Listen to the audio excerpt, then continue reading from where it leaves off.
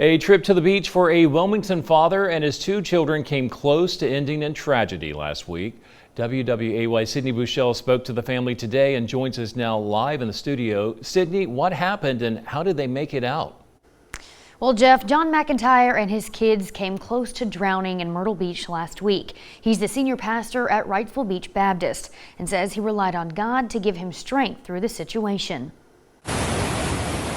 It was a normal evening at the beach for John McIntyre and his two kids, Mel and Leah. John spent a lot of time motioning his kids closer to shore as the waves carried them out further. It's a little cringeworthy for me looking at them because they'd gotten a little further out, but at the same time, I was so proud of them because they were in control and they, my son's diving under the waves and, they're standing but then jumping and diving and going over, just enjoying the ocean like we all do. When they first got there, John said there were lots of people on the beach, but he briefly took his eyes off his kids and noticed there's nobody else around, and at that instant I heard the sound that no parent would ever want to hear, just a blood-curdling "Dad, help." His son Mel had gotten caught in a rip current and his daughter Leah tried to save her brother. I said, please swim in, you've done great, swim in, scream, get help.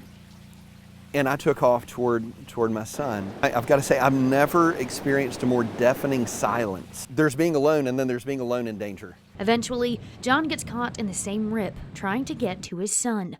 Shouting to him, Mel, don't give up. Son, don't you dare give up. You fight. And because by this point, all I see is a little head and eyes bobbing, and it was terrifying. Miraculously, after being pulled a football field away from the shore, John got close to Mel. And I just begged, Mel, you have got to get to me. I cannot get to you. I was exhausted, had nothing left. And by God's grace, I'll never forget those little arms grabbing hold of my neck, squeezing so hard. I've never wanted a hug so badly. The two made it out of the current, but John could not go any further. Told him everything that a dad would want to tell his son in that moment. Challenged him. I'm so proud of you. I love you. You didn't give up. Don't you dare give up now. And I told him, you're going to have to go. I can't. Mel pushed off his dad to head for shore.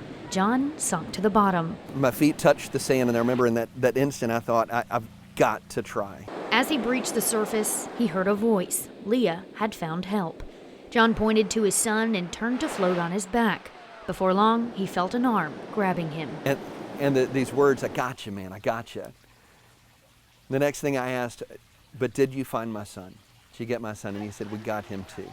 I remember thinking, but there is no one here. And yet, out of nothing, God sent somebody. How incredible. John says he did pass out as he got to shore, but he remembers seeing the sand and his children's feet standing next to him as he was getting medical attention. As we go into the holiday weekend, he reminds everyone to stay safe, keep a very close eye on your kids and loved ones, and remember the ocean is beautiful but powerful. Jeff? Incredible story. Thank you, Sydney.